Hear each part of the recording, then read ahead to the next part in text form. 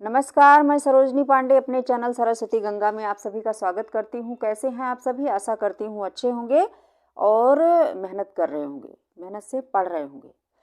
तो जैसा कि मैं प्रत्यय पढ़ा रही हूँ, प्रत्यय की परिभाषा और उसके उदाहरण मैंने बता दिए हैं। प्रत्यय के भेद कितने होते हैं ये मैंने पिछले वीडियो में बता दिया है। और प्रत्यय की जैसे मैंने बताया है कि प्रत्यय के दो भेद होते हैं, कृत प्रत्यय और तद्धित प्रत्यय। कृत प्रत्यय जो होता है वो क्रियार्थक शब्दों में लगता है, जो क्रिया के शब्दों में प्रत्यय लगता है उसे कृत प्रत्यय कहते हैं। और जो संज्ञा या सर्वनाम या विशेषण में प्रत्यय लगता है उसे तद्धित प्रत्यय कहा जाता है। ये मैंने पिछले वीडियो में पढ़ा दिया है। आज जो मैं पढ़ाऊंगी कि कृत प्रत्यय के और तद्धित प्रत्यय के कितने भेद होते हैं। तो देर न करते हुए चलते हैं बोर्ड की तरफ। आइए देखते हैं। ये मैंने लिख रखा है आपकी सुविधा के अनुसार। जैसे कृत प्रत्यय हैं तो कृत प्रत्यय के 5 भेद होते हैं। मैंने कल पिछले वीडियो में भी बता दिया था। पहला है कर्तृवाचक कृत प्रत्यय, ऐसा कृत प्रत्यय लगा हुआ शब्द जो कर्ता का बोध करा दे। दूसरा है कर्मवाचक कृत प्रत्यय, यानी कि ऐसा कृत प्रत्यय लगा हुआ शब्द जो कर्म का बोध कराए। ठीक है, आगे पढ़ेंगे। तीसरा करणवाचक कृत प्रत्यय, ऐसा कृत प्रत्यय लगा हुआ जो कर्ता के द्वारा किए गए कर्म को किस साधन से किया गया उस साधन का बोध कराए। ठीक है। और चौथा है भाववाचक कृत प्रत्यय, यानी कि ऐसा कृत प्रत्यय लगा हुआ शब्द जो भाव का बोध कराए, चाहे वो इंसान हो, चाहे दुनिया हो, चाहे कोई भी हो। ठीक है ना, भाव का बोध कराए उसे। और पांचवा है क्रियाबोधक कृत प्रत्यय, यानी कि कृत प्रत्यय लग करके कृत का ही यानी कि क्रिया का ही बोध कराए। ठीक है, तो ये 5 भेद हैं कृत प्रत्यय के। उसके बाद है तद्धित प्रत्यय के जो है 6 भेद हैं मेरे अनुसार। ठीक है, तो ये पहला। अच्छा, एक चीज और मैंने नहीं बताया कि प्रत्यय लगते किस में हैं। ये मैंने पिछले वीडियो में जब संज्ञा पढ़ा रही थी तो मैंने वहां पर बताया था कि प्रत्यय किस में लगेगा, जो विकारी शब्द होगा उसी में लगेगा ना। तो संज्ञा, सर्वनाम, विशेषण और क्रिया, ये 4 ऐसे होते हैं जो विकारी होते हैं। विकारी का मतलब रूप परिवर्तन हो जाता है इनका, तभी तो इसमें प्रत्यय लगते हैं। जो अविकारी शब्द होते हैं उसमें कभी प्रत्यय नहीं लगता, ना उनका विकार होता है, यानी कि रूप परिवर्तित होता है। तो ये सारे के सारे क्या होते हैं, संज्ञा, सर्वनाम और जो क्रिया होती है, चारों के चारों विकारी होते हैं। इसमें प्रत्यय लगा करके नए नए शब्द बनाए जाते हैं जिसे यौगिक शब्द कहा जाता है। ठीक है, ये मैंने बताया नहीं था, बता देती हूँ।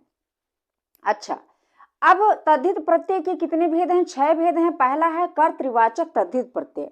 अब यहाँ क्रिया नहीं आएगी, अब यहाँ रहेगा संज्ञा या सर्वनाम या विशेषण में लगने वाला प्रत्यय जिससे कर्ता का बोध होता हो। जैसे दया जो है, दया शब्द है वो विशेषण है और उसमें आलू प्रत्यय लगा दिया तो हो गया दयालु। अब दयालु का मतलब कौन हो गया? या तो भगवान या तो इंसान, है ना। तो वो कर्ता का बोध करा रहा, कौन दया कर रहा, इंसान या भगवान, जिसे दयालु कहते हैं।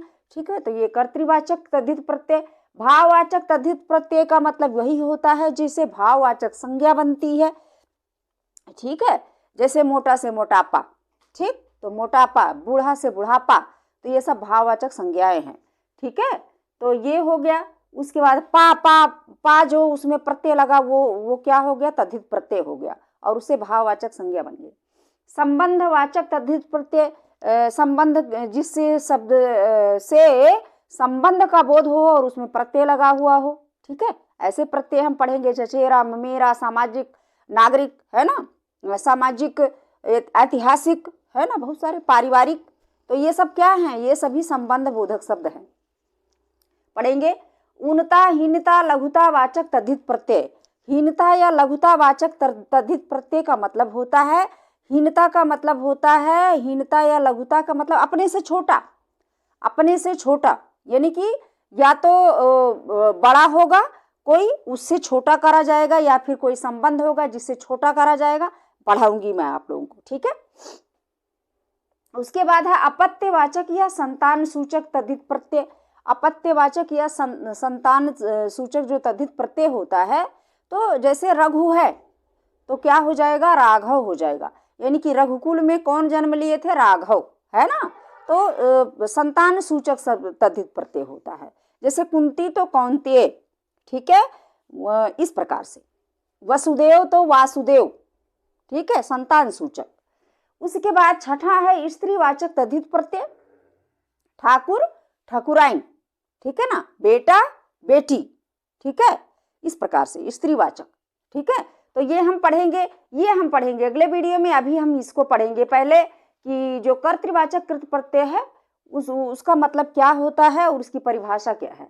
जब किसी क्रिया या मूल धातु के साथ प्रत्यय का प्रयोग किया जाए और वह कर्ता के अर्थ का बोध कराए, कर्तृवाचक प्रत्यय कहलाता है। अब देखिए ये मैंने लिख रखा, जैसे भूल क्रिया है, इसमें अक्कड़ जोड़ दिया, भूलक्कड़ हो गया, ठीक है। पीना क्रिया है, इसमें अक्कड़ जोड़ दिया, पियक्कड़ हो गया। लड़ना क्रिया है, आकू जोड़ दिया, लड़ाकू हो गया, है ना। लड़ाकू, कोई लड़ रहा है, कोई पी रहा है ना, कोई भूलता है बहुत, वो सब करता ही तो है, ठीक है। झगड़ना क्रिया है, आलू जोड़ दिया, झगड़ालू हो गया, कोई झगड़ा करता होगा। सुनना क्रिया है, आर जोड़ दिया, सुनार हो गया, जैसे सोना से जो सामान बनाते हैं, चीजें बनाते हैं, ठीक है, सोनार, ये करता हो गया। गाना क्रिया है, इसमें वैया जोड़ दिया, हो गया गवैया। गवैया मैंने जो बहुत ज्यादा गाता है, ठीक है। लिखना क्रिया है, इसमें अय्या जोड़ दिया, लिखैया हो गया, जो बहुत ज्यादा लिखता है, ठीक है।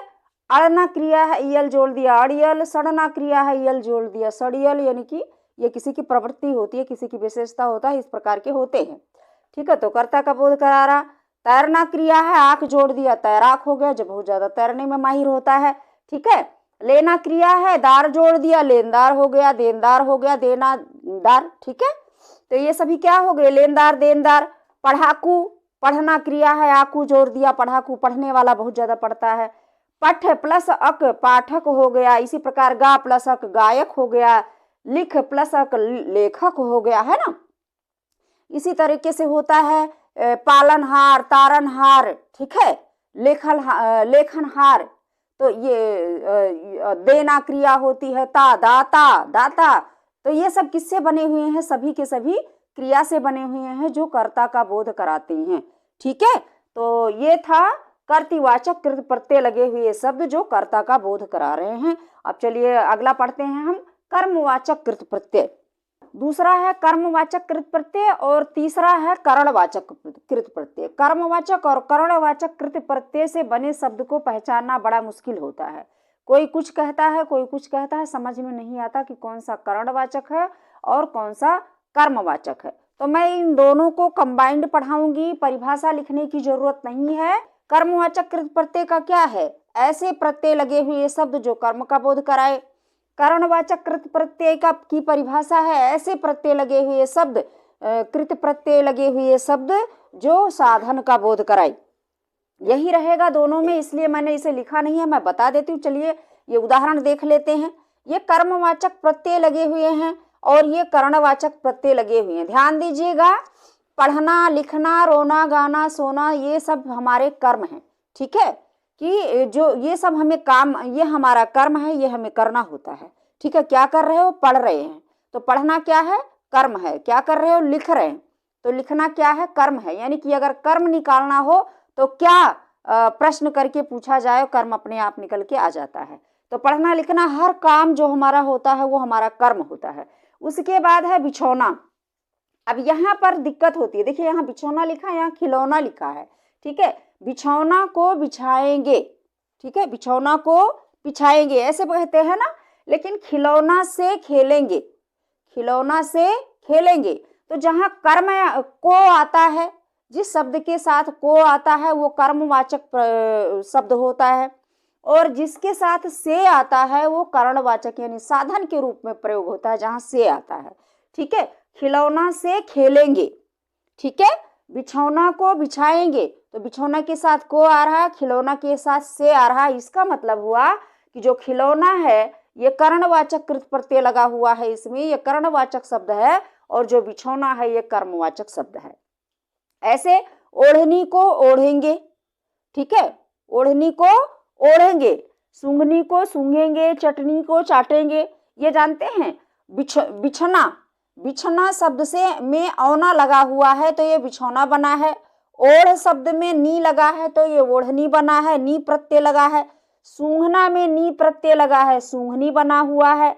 चाटना में नी प्रत्यय लगा हुआ है तो ये चटनी बना हुआ, चटनी को चाटेंगे, सूंघनी को सूंघेंगे, ठीक है। ओढ़नी को ओढ़ेंगे, बिछौना को बिछाएंगे, लिखेंगे, पढ़ेंगे, ये सब क्या है? कर्म है, ठीक है। इसमें ना प्रत्यय लगा हुआ है इनमें, और इसमें औना लगा हुआ है, इसमें नी प्रत्यय लगा है, इसमें भी नी है, इसमें भी नी है।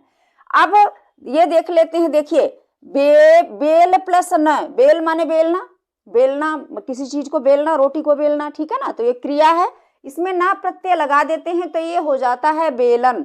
अब कहोगे बेलन को बेलेंगे, ऐसे नहीं होता ना, बेलन को बेलेंगे नहीं, बेलन से बेलेंगे। बेलन जो होता है उससे क्या करेंगे? रोटी बेलेंगे, यानी रोटी बेलने का साधन है बेलन, इसलिए बेलन क्या है? कर्णवाचक शब्द है, ठीक है। ये कर्णवाचक प्रत्यय इसमें लगा। लिख प्लस नी, ये क्या हो गया? लेखनी, हमेशा ई का ए बनता है, ठीक है। लेखनी, अब लेखनी क्या है? लिखने का साधन है। जैसे मैं इसे लिखती हूँ तो ये लिखने का साधन है, ठीक है। लेखनी क्या हो गया? अब कतरना, कतरना क्रिया है, जैसे सुपारी को कतरते हैं या किसी चीज को कतरा जाता है, कपड़े को, है ना। तो कतरना क्रिया है, इसमें नी जोड़ देंगे, कतरनी हो जाएगा। कतरनी क्या है? कपड़ा काटने का साधन है। छान प्लस नी, छननी, छन्नी क्या है? चाय छानने का साधन है, दूध छानने का साधन है। मिल प्लस आ, मेला, मेला क्या है? हर चीज वहां देखने का साधन है, खरीदने का साधन है। कोई ऐसी चीज नहीं होती जो मेले में ना मिलती हो। तो मेला क्या है? कोई भी सामान खरीदने का या कुछ भी वहां पर प्रदर्शनी लगने का, कुछ भी देखने का साधन है। कुछ सब हर चीज मेले में मिलती है, तो एक साधन के रूप में होता है मेला, ठीक है। फूकनी, फूकने का साधन है। झाड़ू से झाड़ेंगे, झाड़ू को झाड़ेंगे, झाड़ू को झाड़ेंगे नहीं होता, झाड़ू से झाड़ेंगे, यानी झाड़ू से झाड़ू लगाया जाता है, घर साफ किया जाता है, तो ये साधन हो गया, ठीक है। और खिलौना मैंने बता दिया है। तो अब आपको समझ में आ गया होगा कि किसी शब्द से किसी काम को नहीं किया जा सकता, यानी कि जिस शब्द को हम बोल रहे हैं उसी का काम नहीं होता। जैसे बेलन को बेलेंगे, ऐसे कहीं होता है? बेलन से बेलेंगे यानी रोटी, ठीक है ना। झाड़ू से झाड़ू लगाएंगे, से, जिसमें से आता है, जिस शब्द के साथ से आता है वो कर्णवाचक शब्द होता है, और जिस शब्द के साथ को आता है वो कर्मवाचक होता है। तो इसमें ना प्रत्यय लगा करके कर्मवाचक शब्द बने हैं, इसमें औना प्रत्यय लगा हुआ है विचना क्रिया में, ये कर्मवाचक है। ये ओढ़ शब्द में नी लगा है, सूंघ में नी लगा है, चाट में नी लगा है, तो ये सभी क्या है? कर्मवाचक प्रत्यय हैं, कर्मवाचक प्रत्यय लगे हुए शब्द हैं, और ये सभी के सभी क्रिया से बने हुए हैं, ये भी, ठीक है। तो इसे और ध्यान से देख लेना। इसमें मैंने 3 कृत प्रत्यय पढ़ा दिए हैं मैंने, कि कर्तृवाचक कृत प्रत्यय, कर्मवाचक कृत प्रत्यय और करणवाचक कृत प्रत्यय। अब 2 और बचे हैं, भाववाचक कृत प्रत्यय और क्रियाबोधक कृत प्रत्यय, ये मैं अगले वीडियो में पढ़ाऊंगी, ठीक है। तो इसमें इतना ही पढ़िए, धन्यवाद।